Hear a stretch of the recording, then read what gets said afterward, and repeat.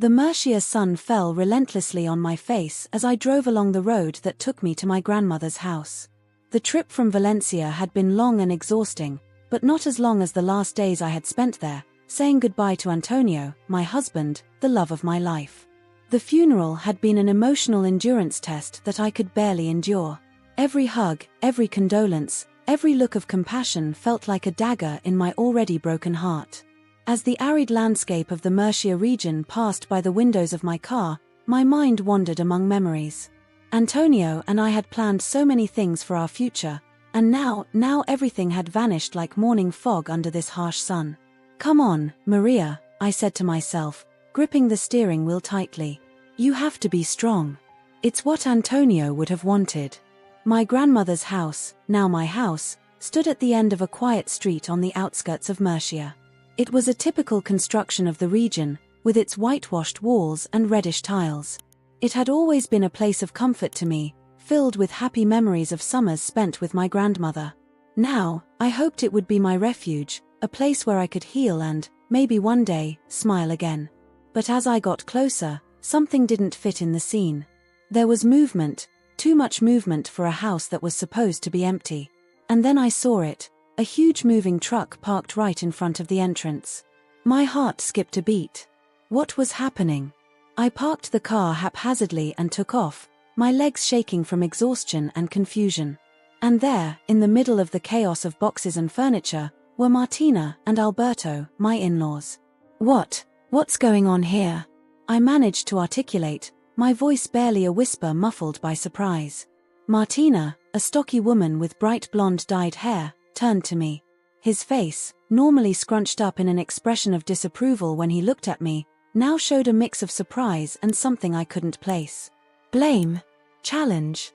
Maria," he said, his voice cold as ice. "We weren't expecting you so soon." Alberto, a tall, thin man with a shiny bald head, dropped the box he was carrying and approached us. His expression was serious, almost solemn. "Daughter," he began, and I shuddered internally. He had never called me that before. "We've made a decision. This house, well, it belonged to Antonio's family, right? And now that he's no longer with us, we thought it would be best for us to take over." My jaw dropped open, unable to process what I was hearing. Were they moving into my house? To the house my grandmother had left me? But this house is mine, I finally managed to say. My grandmother left it to me. Antonio and I were going to. "Antonio is no longer there," Martina interrupted me abruptly. His eyes shone with a mixture of pain and resentment. "And frankly, Maria, what right do you have to keep something that belonged to our family?" I felt like I had been slapped. The pain over the loss of Antonio, which had been latent during the trip, resurfaced strongly, mixing with disbelief and anger at what he was witnessing. Was Antonio's wife," I said, struggling to maintain my composure. "This house was left to me by my grandmother. It has nothing to do with your family." Alberto moved closer, placing a hand on my shoulder that was meant to be comforting, but felt like a threat. "Come on, Maria, be reasonable. You're young, you can go back to your parents, start over. We need this. It's the only thing we have left of our son." I looked around, noticing details for the first time. My grandmother's curtains had been taken down, replaced with bright-colored ones that I recognized from my in-laws' house in Valencia. The paintings that Antonio and I had hung with so much affection were piled in a corner, as if they were trash. And through the open door, I could see that the inside of the house was being transformed, invaded by furniture and objects that did not belong to me. "This is crazy," I muttered, more to myself than to them. "They can't do this. They have no right." Martina let out a bitter laugh. "Right. You talk to us about rights when you have taken our only son from us. If it weren't for you, Antonio would never have." "Enough, Martina," Alberto interrupted her, giving her a warning look. Then he turned to me, his voice softening into a tone that was meant to be reasonable. "Maria, we understand that you are confused and hurt. We all are. But think about what Antonio would have wanted. He wouldn't want his young wife to be left alone in this big house, right? It's better this way. We will take care of his memory, and you can move on." I felt like I was short of breath. How could they be doing this? How could they use Antonio's memory, the pain we all shared, to justify this invasion? No, I said, surprised by the firmness of my own voice. No, this is not what Antonio would have wanted. He knew how much this house meant to me. We had plans, dreams. My voice cracked at the end, and I felt tears threatening to spill. But I refused to cry in front of them. I wouldn't give them that satisfaction. Martina took a step toward me, her face a mask of false compassion. "Oh, dear," he said, his voice dripping with condescension. "I know you think you had a future with Antonio, but you were so young when you married him. You barely knew him. We are his parents. We really knew him." Every word was like a stab. I felt like I was drowning in a sea of memories, Antonio and I laughing while we painted the walls of this same house, planning where we would put the crib when we had children, whispering promises of eternal love to each other on the warm nights of Murcia. How dare they say I didn't know him? You guys have no idea, I said, my voice shaking with suppressed emotion. You have no idea what Antonio and I shared. This house was our dream. And now you are. I couldn't finish the sentence. The reality of the situation hit me with full force. My in-laws, the people who should have been my support in this time of pain, were trying to steal not only my house, but also the memories and dreams I shared with Antonio. I looked around once again, watching as the movers continued unloading boxes and furniture, oblivious to the unfolding drama. My grandmother's house, the place that should have been my refuge, was becoming a battlefield. This can't be happening, I muttered, feeling my legs give out. I leaned against my car, trying to maintain balance not only physically, but also emotionally. Alberto approached again, his voice soft but firm. "Maria, I know it's hard to understand now, but in time you'll see that it's for the best. You have a whole life ahead of you. Antonio was all we had." I wanted to scream at them, to tell them that Antonio was everything to me too, that we had planned to spend the rest of our lives together in this house, that every corner held a precious memory that they were now desecrating with their invasion. But the words stuck in my throat. At that moment, a specific memory hit me hard. Antonio and I, sitting on the back porch, looking at the stars. He had taken my hand and told me, "Maria, no matter what happens, promise me that you will be strong. That you will fight for what is yours, for what is ours." Those words gave me the strength I needed. I straightened my back and looked my in-laws straight in the eyes. "No," I said, my voice firmer than I felt. "I'm not going to allow this. This is my house. The house that my grandmother left me, the house where Antonio and I were going to build our life together. And I'm not going to let them take it away from me, not even you." Martina and Alberto exchanged a look, a mixture of surprise and something darker that I couldn't identify. For a moment, I thought maybe they would come to their senses, that they would realize the absurdity of the situation. But then Martina stepped forward, her face hardening into a mask of determination. "We'll see," he said, his voice cold as ice. "We'll see who has the most right to be here." And with those words, he turned around and started shouting orders at the movers, completely ignoring me. Alberto gave me one last look, a mix of pity and resolve, before joining his wife. I stood there, next to my car, watching as the house of my dreams, the last tangible link I had left with Antonio, was invaded before my very eyes. The Murcia sun continued to shine relentlessly, oblivious to the drama unfolding beneath its light.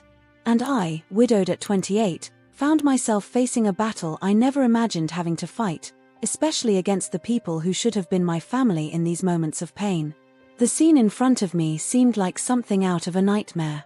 The moving truck, my in-laws moving around like they owned my house, the memories of Antonio being packed up and replaced. It was all spinning in my head as I tried to process what was happening. I took a deep breath, trying to calm the whirlwind of emotions that threatened to drown me. I needed answers. I needed to understand how we had gotten to this point. "Please," I said, raising my voice to be heard over the noise of boxes being dragged and furniture being moved. "I need you to explain to me what's going on here. This is my house, the house I inherited from my grandmother. You can't just..." Martina turned to me, her eyes shining with a mixture of pain and determination that made my blood run cold. "Your house, He spat the words like they were poison. This was the house where my son was going to live. Where he was going to raise his children. And you think you can just keep it like this? I felt like I had been slapped. Martina's words were a cruel reminder of all the dreams Antonio and I had shared, dreams that now lay shattered at our feet. I lost those dreams too, I managed to say, my voice breaking. Antonio was my husband, my partner. This house was our future together. Alberto, who until then had been supervising the moving workers, approached us. His face showed false compassion that only increased my frustration. Maria, he said, using that condescending tone that he had always hated, we understand that you are hurt. We all are. But you have to be realistic. You are young, you have your whole life ahead of you. What are you going to do alone in this big house? I felt anger begin to bubble up inside me, mixing with pain and confusion. I'm not alone, I said, surprised by the firmness of my own voice.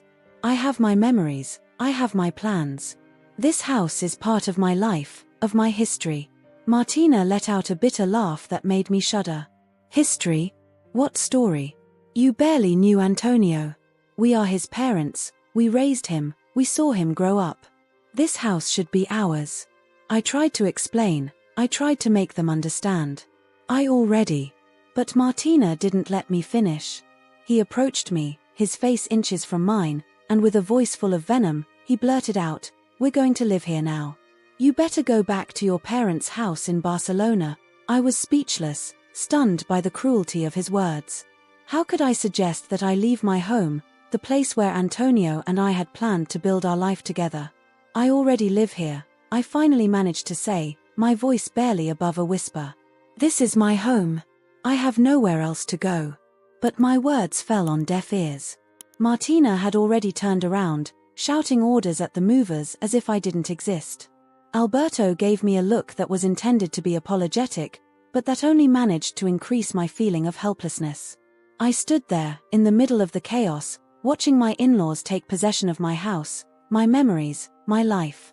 Every object they moved, every piece of furniture they replaced, was like a stab to my already wounded heart. I tried to speak again, to explain my situation, to assert my rights. But every time she opened her mouth, she was rudely ignored. Martina continued giving orders, Alberto continued supervising the move, and I felt more and more invisible. The Murcia sun, which had previously seemed welcoming, now felt relentless, burning my skin and clouding my thoughts. I leaned against my car, feeling like my legs were giving out. How had it come to this? Just a few weeks ago, Antonio and I were planning our future in this very house. And now, a sudden memory hit me hard. Antonio and I sat on the back porch, laughing as we planned where we would put the Christmas tree. Here, he had said, pointing to a corner of the room. And we'll hang the stockings on the fireplace, one for you, one for me, and who knows, maybe next year there'll be a little stocking hanging next to ours. That memory, so vivid and painful, gave me the strength I needed. I couldn't let them take this away from me. I couldn't let them erase the dreams that Antonio and I had built together. With renewed determination, I stood up and approached Martina. "Listen to me," I said, my voice firmer than I felt. "I understand your pain. I'm suffering too. But this is my house. Antonio and I." But once again, I was interrupted. Martina turned to me, her eyes shining with a mix of pain and rage. "You don't understand anything," he shouted. "You took him from us. If it weren't for you, Antonio would still be here." His words hit me like a fist in the stomach. Was he blaming me for Antonio's death? The accident had been just that, an accident. Nobody was to blame. Or yes. Doubt settled in my mind, mixing with pain and confusion. For a moment, I felt lost, adrift in a sea of guilt and regret. But then, like a lighthouse in the darkness, I remembered the last words that Antonio had said to me before leaving that fateful day. "I love you, Maria. Whatever happens, remember that you are strong. Stronger than you think." Those words anchored me, brought me back to reality. Yes, I was suffering. Yes, I was confused and scared. But he was also strong. And I wasn't going to let them take away the last thing I had of Antonio. With renewed determination, I stood in front of Martina and Alberto. "I understand your pain," I said, my voice calm but firm. "But this is not what Antonio would have wanted. He wanted me to live here, to build a life here. And that's exactly what I'm going to do." My in-laws looked at me, surprised by my sudden firmness. For a moment, I saw a hint of doubt in his eyes. But then, Martina hardened her expression. "We'll see," he said, his voice cold as ice. "We'll see who has the most right to be here." And with those words, he turned around and continued with the move, ignoring me once again. But this time, I didn't feel defeated. This time, I felt a spark of hope light up inside me. It wasn't going to be easy. The battle ahead would be hard and painful. But for Antonio, for our dreams, for our truncated future, I was going to fight. I was going to fight with all my might. The Murcia sun continued relentlessly while the situation at my house rapidly deteriorated. Sweat ran down my forehead, mixing with tears of frustration that I could no longer hold back. The scene in front of me seemed like something out of a surreal nightmare. Alberto, with a determination that I had never seen before, began to push boxes into the house. His movements were abrupt, almost frantic, as if he were possessed by an invisible force that was urging him to take over my home as quickly as possible. Come on," he shouted, his voice hoarse with effort. "We have to move everything before it gets dark." Martina, for her part, had become something of a general, barking orders at the moving helpers who seemed as confused as I was by the situation. "You, take that sofa to the living room," he shouted, pointing to a young man who was carrying a heavy piece of furniture with difficulty. "And watch out for the walls. I don't want a scratch." I stood paralyzed for a moment, unable to believe my eyes. The house that my grandmother had left me, the home that Antonio and I had dreamed of together, was being invaded before my very eyes. And I felt like a helpless spectator in my own life. But something inside me shook.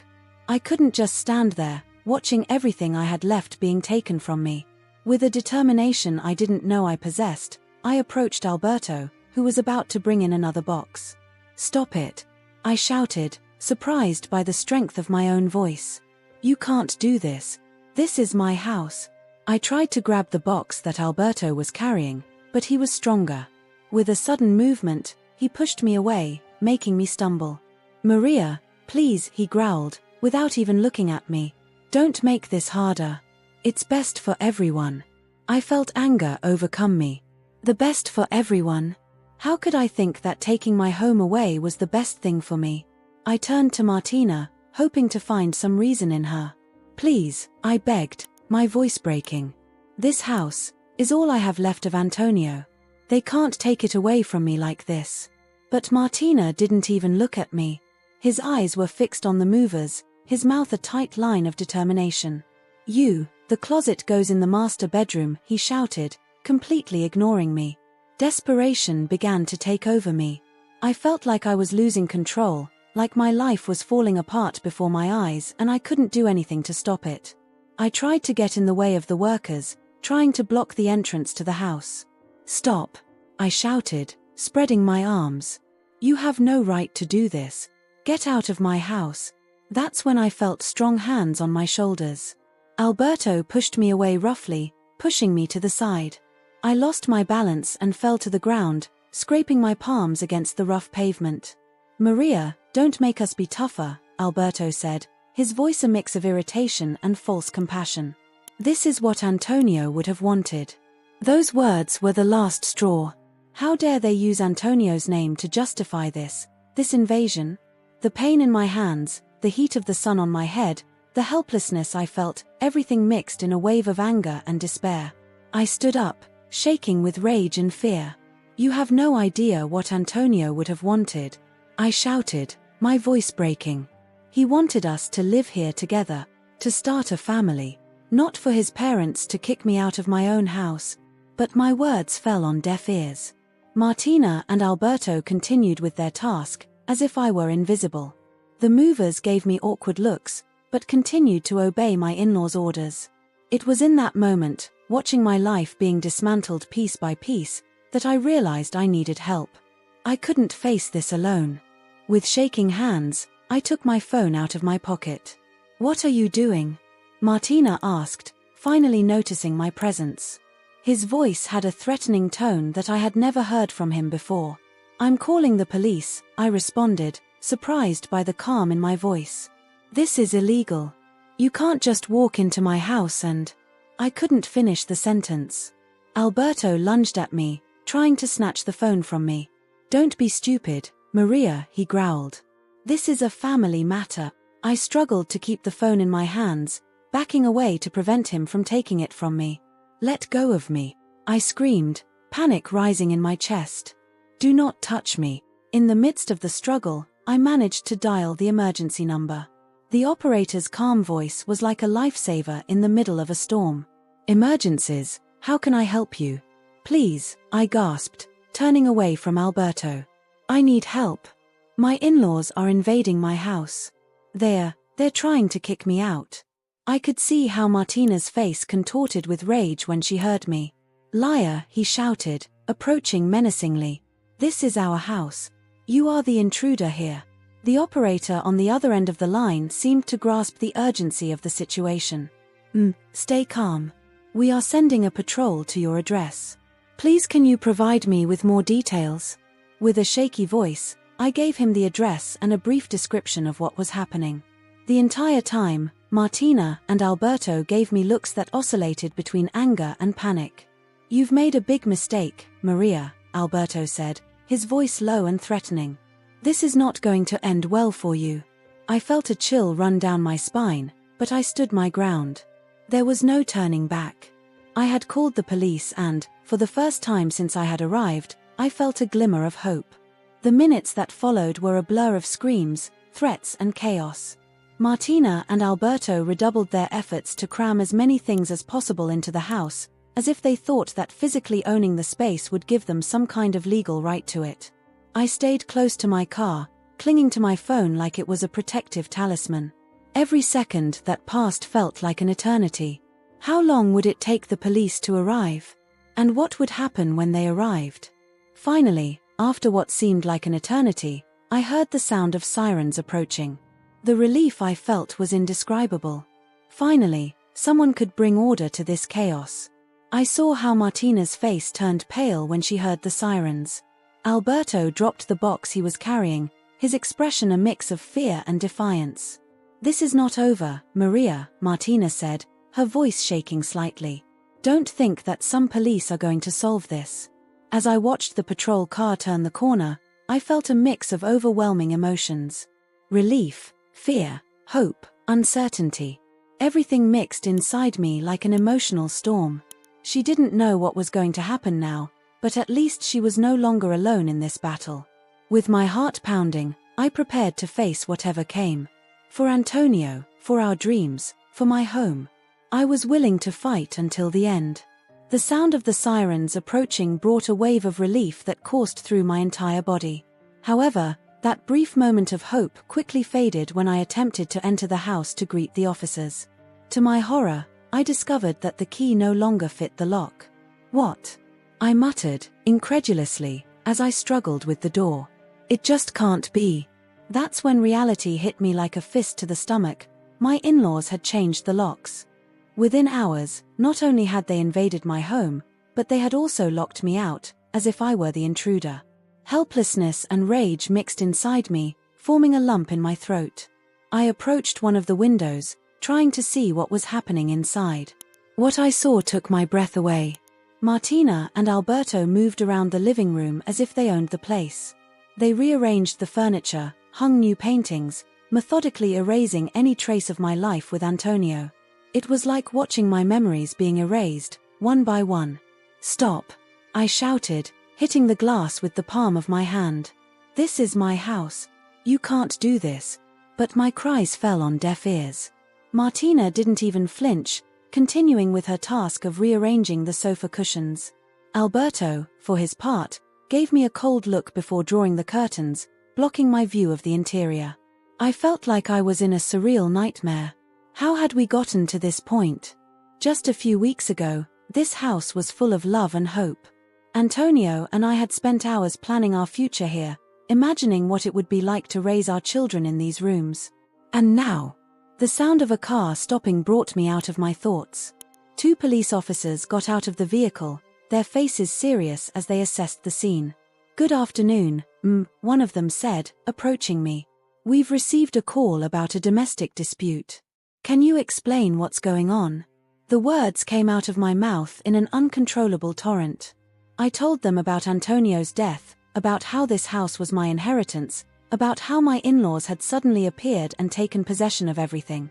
"And now," I concluded, my voice cracking with emotion, "the locks have been changed. I can't get into my own house." The officers exchanged a look that I couldn't interpret. "We understand that it is a complicated situation," the younger one said. "We will talk to the other parties involved to get a full picture of the situation."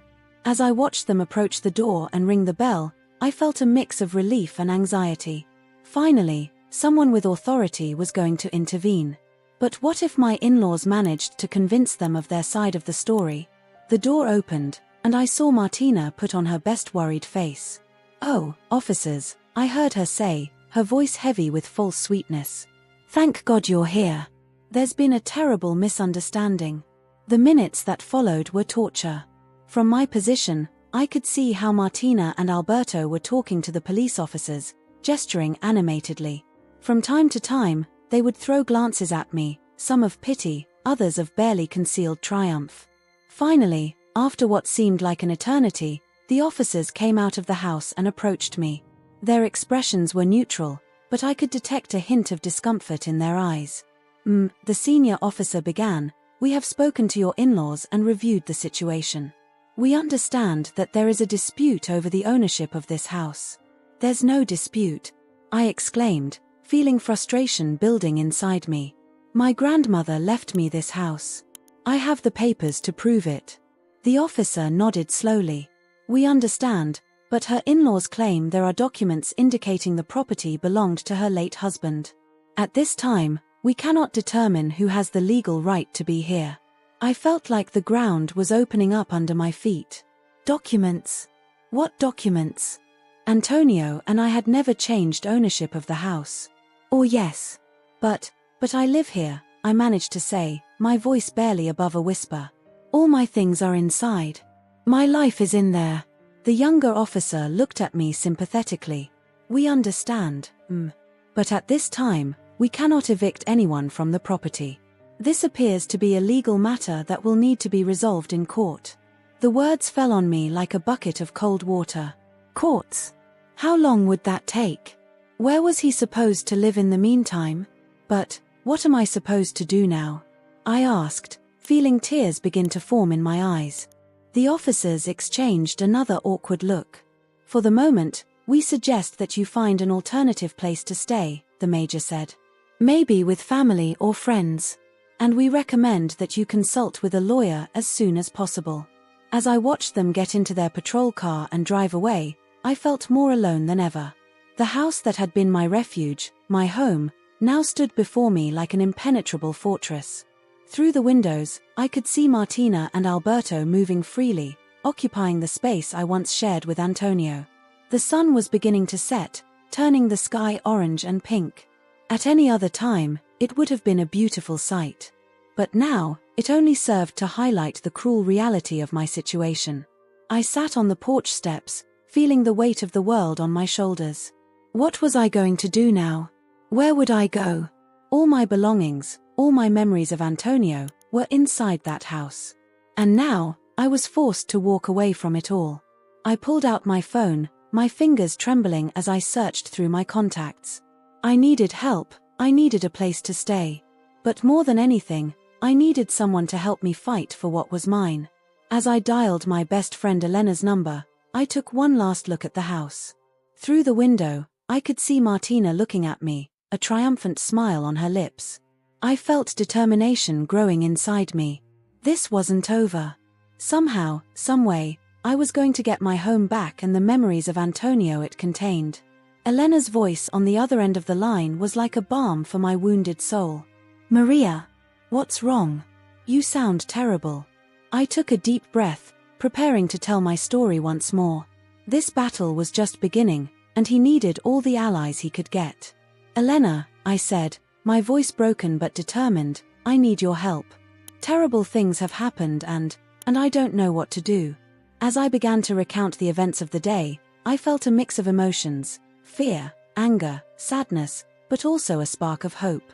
No matter how hard it was, I wasn't going to give up. By Antonio, for our dreams, for our home. I was going to fight until the end. The next morning dawned with a mixture of determination and anxiety in my heart. After spending the night on the Elena couch, I went early to the notary to collect the documents that tested my property on the house. The notary, an older man with kind appearance, gave me a folder with all the necessary papers. Here he has, madam, he told me with a comprehensive smile.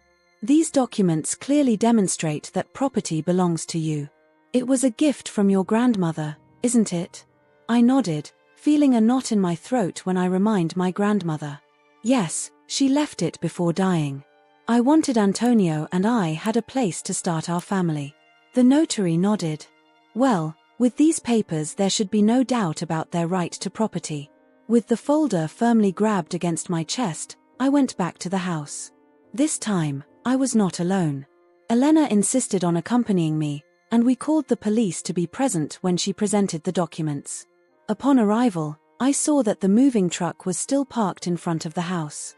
My heart accelerated when thinking about how many of my things would have moved or discarded my in-laws. Police officers arrived shortly after, the same as the day before. Good morning, the senior officer greeted me. I understand that you have new information for us. That's right, I replied, showing him the folder. I have here all the documents that prove that this house belongs to me legally. The officer reviewed the papers with care, nodding while reading. This certainly changes things, he murmured. We are going to talk to their in-laws. We approached the door and the officer touched the bell. They spent a few tense moments before Alberto opened, his face transforming angry to see me. What does this mean? We already told them yesterday that this is our house. Lord, the officer intervened, we have new information that we must discuss. Can we happen? Alberto doubted for a moment, but finally put himself aside, allowing us to enter. The interior of the house hit me like a fist in my stomach. In just one day, my in-laws had completely transformed the place. The furniture was reorganized, the walls stripped of Antonio's photos, replaced by images of them with their child when he was a child. Martina appeared from the kitchen, her face a mask of false concern. Oh, Maria dear, have you returned to collect your things? We were about to call you for. Madam, the officer interrupted her, her daughter-in-law has presented documents that prove her property on this house. We need to check this with you. The change in the atmosphere was instantaneous and dramatic. I saw how the color left Martina's face, while Alberto's eyes narrowed furiously. What documents? Alberto demanded. That is impossible. This house belonged to our son. No, Alberto, I said, surprised by the firmness of my own voice. This house was left to me by my grandmother. It has always been mine. The officer extended the documents on the dining room table, explaining its content to my in-laws. I saw how understanding and then panic extended on their faces. Suddenly, Martina burst into tears, an acute and desperate sound that startled me. No, he shouted among sobs. You can't take this away. It's the only thing we have from Antonio. He turned to me, his eyes injected into blood and full of accusation. You, he screamed. You are stealing us the last memory of our son. How can you be so cruel? His words hit me like a whip, leaving me breathless. How could I accuse me of cruelty when they had invaded my house, changed the locks and trying to throw me? Martina, I started, trying to keep calm, I understand her pain. I am also suffering. But this is my house, the home that Antonio and I shared. I cannot simply give up it. But my words just seemed to anger her more. Liar, he shouted. You barely met Antonio. We are your parents. We have more right to be here than you. While Martina continued with her diatribe, I saw for the corner of the eye how Alberto tensed, her face reddened with anger. Suddenly, without prior notice, he launched towards the officer who held the documents. This is a farce, he roared, trying to snatch the papers. They can't throw us out of our son's house. Chaos unleashed in seconds.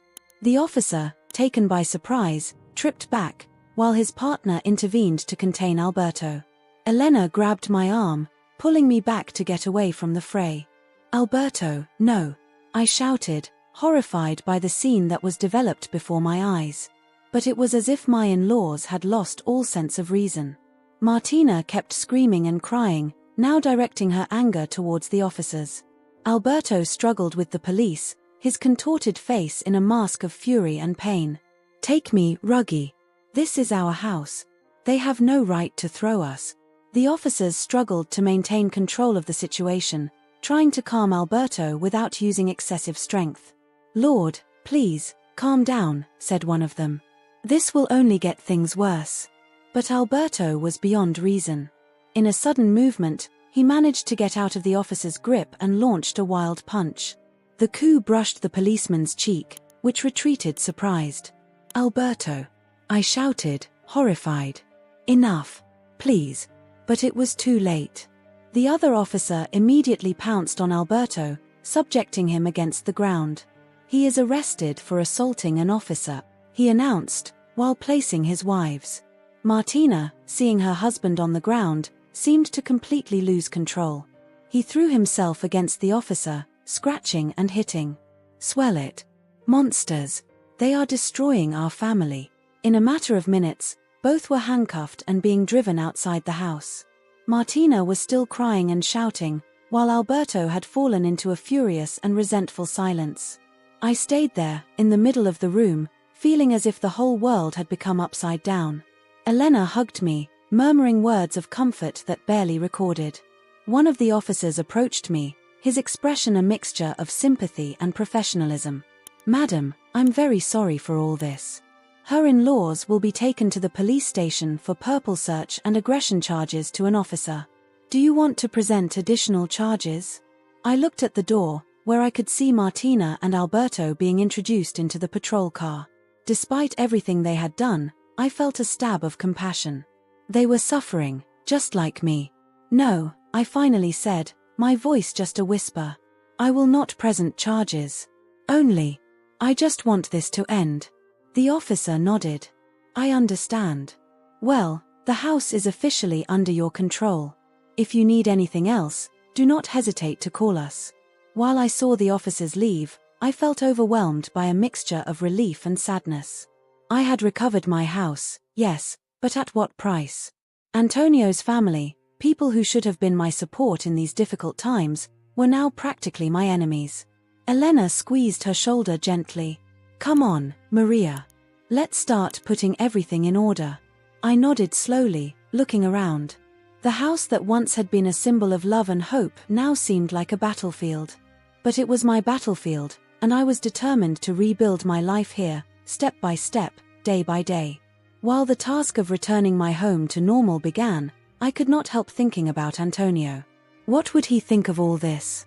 I could only expect that, wherever I was, I would understand that I was fighting not only for me, but for the dreams we once shared.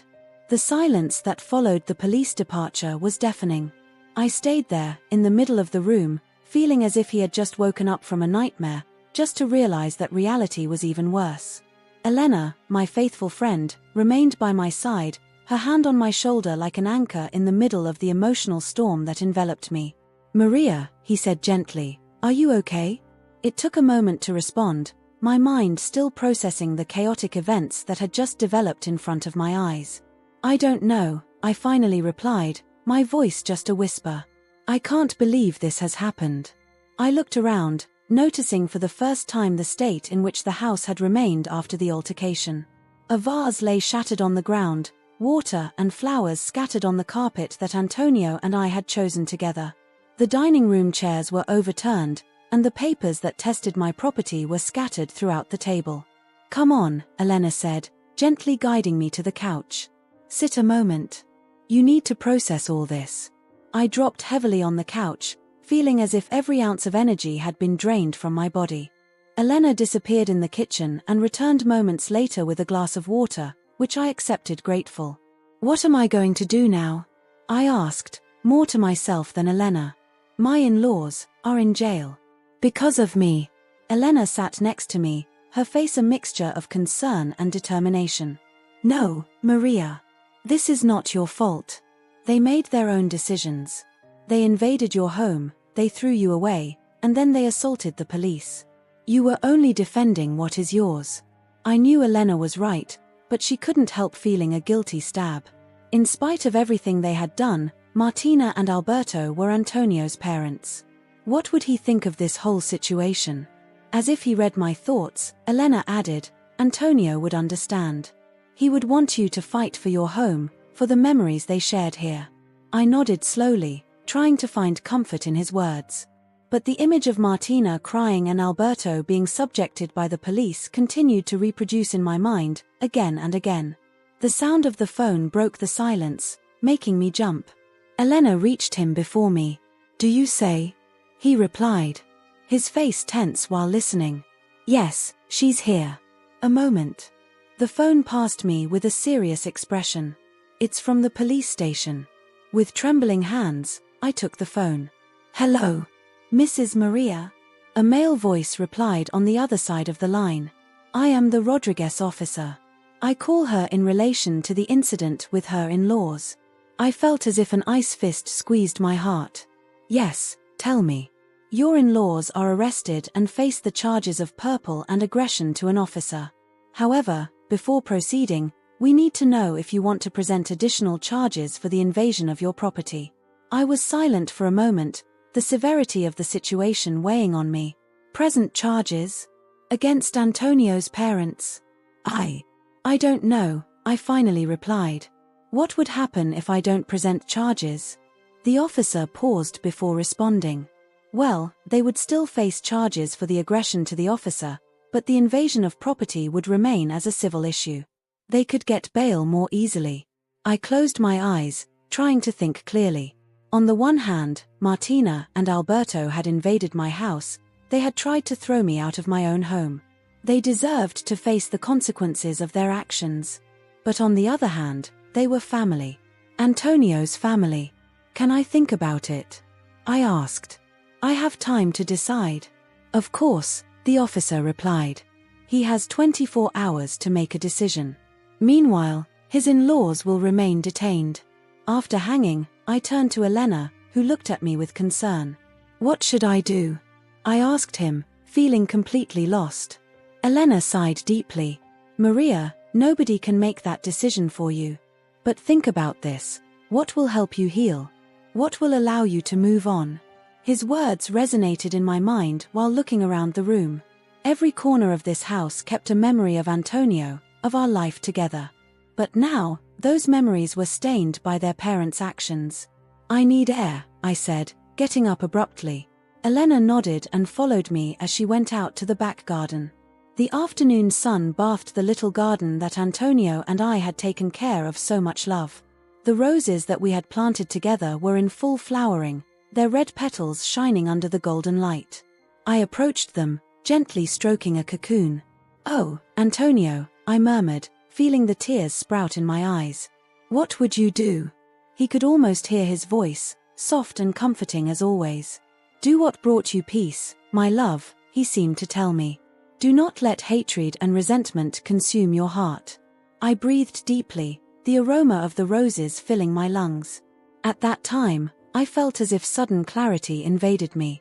I knew what I had to do. I entered the house again, where Elena was waiting for me patiently. I have made a decision, I said.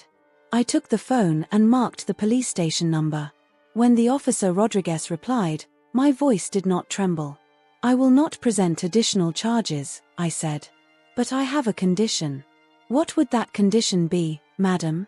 Asked the officer, sounding slightly surprised. I want to talk to them. Before they go on bail, I want to have a conversation with Martina and Alberto. In the presence of a mediator, if possible. There was a moment of silence on the other side of the line. I understand, the officer finally said. I will fix everything so that I can talk to them tomorrow morning. Do you think it's good? Yes, thanks, I replied, feeling as if a weight lifted from my shoulders. After hanging, I turned to Elena, who looked at me with a mixture of surprise and admiration. "Are you sure this?" he asked. I nodded slowly. "Yes. I can't move on with my life if I let this destroy us all. We need to talk, we need to heal."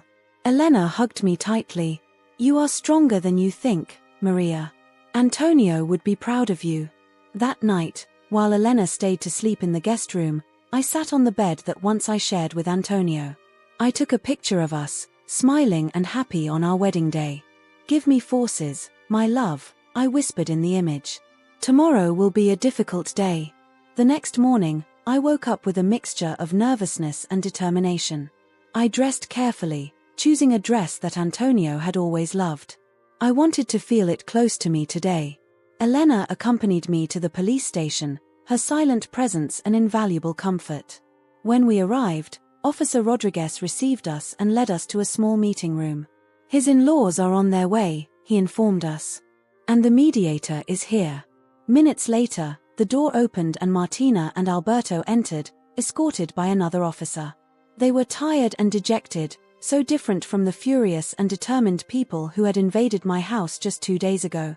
When his eyes met mine, I saw a mixture of emotions cross their faces: shame, anger, pain, and perhaps, a glimpse of repentance. The mediator, a middle-aged woman with a kind but firm expression, took the floor. "We are here to have a civilized conversation and, hopefully, find a way forward. Do they all agree?" We settled in silence. And so, with my heart beating strongly in my chest, I prepared to face the people who had caused me so much damage to me, but that were also the closest to a family that had left. "Well," I said gently, looking at Martina and Alberto in the eyes. "Let's talk." The sound of the patrol moving away gradually vanished, leaving behind an oppressive silence that seemed to engulf everything around me. I stayed there, standing on the porch from which my house was now officially, feeling more alone than ever. Elena, my faithful friend, had to leave to attend a family emergency, promising to return as soon as I could. His departure had left a palpable vacuum, amplifying the feeling of loneliness that seized me. Slowly, as if my legs weighed tons, I lowered the steps of the porch and went into the front garden. The scene he received was bleak. Furniture that once had adorned the interior of my home lay scattered by the grass, such as the remains of a shipwreck. A lamp that Antonio and I had bought together on our first anniversary was lying sideways, its wrinkled and dirty screen. I approached her and lifted her carefully, feeling the weight of memories in my hands. I remembered the afternoon that we had chosen, laughing and arguing playfully about where we would place it. Now, that happy memory was stained by the bitterness of the last events. Gyring to the house, my gaze landed at the main door. The lock was visibly damaged, a silent testimony of the violent invasion that my home had suffered. I approached and passed my fingers through the marks left in the wood, feeling each scratch as if it were a wound in my own skin. With a deep sigh, I pushed the door and entered. The interior of the house was chaos even greater than outside. Medium boxes were stacked in each corner, their content spilling on the ground. The walls, before adorned with photos of Antonio and I, now showed empty spaces, lighter rectangles that marked where they had ever hung our memories. I entered the living room, my steps echoing in the sepulchral silence. Each object out of place, each furniture moved, was a painful reminder of how my life had turned a turnover in hours. My grandmother's inheritance, which should have been a shelter, a place of comfort and new beginnings, had become the scene of a family conflict that I could never have imagined. I dropped on the couch, the same in which Antonio and I had spent so many curled nights, watching movies or simply enjoying the company of the other. Now I was displaced, at a strange angle, as if reflecting how crooked my reality had become. I looked around, trying to reconcile the image of what had been my home with the chaos I saw now. How had we gotten to this? How was it possible that people who should have been my support, my family, would have become invaders, enemies? The tears that I had been containing were finally overwhelmed, running freely through my cheeks. I cried for Antonio, for the future we had planned together and now would never be done. I cried for the loss of the relationship with my in-laws, for the family we could have been. And I cried for myself, for the woman who had been just a few days ago, full of pain but also of hope, and now felt lost and alone. While crying, my eyes posed in a half-open box in the corner of the room. Something familiar appeared on the edge. I got up and approached, my heart beating hard. When opening the box, it contained the breath. It was the photo album of our wedding. With trembling hands, I took it out and returned to the couch. I opened the album and went through the pages slowly, every image a dagger in my heart but also a balm for my injured soul. There we were, Antonio and I, radiance of happiness, surrounded by friends and family. And there, in one of the photos, were Martina and Alberto, smiling proud with his son. How had we gone from that moment of shared joy to this? How did the love we all feel for Antonio become this bitter conflict? I closed the album and hugged him against my chest, as if he could absorb through him some of the love and happiness he contained. At that moment, I felt something changed inside me. The pain was still there, intense and raw, but next to him something else began to grow, determination. I got up, drying my tears with the back of my hand, and looked around with new eyes. Yes, the house was a disaster. Yes, my life had changed irrevocably in a matter of hours. But this was still my home. The home that Antonio and I had loved, the place where we had built our dreams. I was not going to let the conflict and pain stain those memories forever. I was not going to allow bitterness to seize me and destroy what was left of my family. With a renewed energy, I began to move boxes, to reorganize furniture. Each object that returned to its place was like a small victory, a step towards the recovery of my home and myself. While working, my mind kept going around. I thought of Martina and Alberto, now the police station. Despite everything that had happened, he couldn't help feeling compassion for them. They had lost their son, just as I had lost my husband. His pain, his despair for holding on to something that reminded them of Antonio, was something he could understand, although not justifying his actions.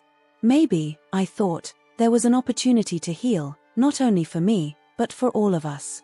Perhaps, somehow, we could find a path through this shared pain.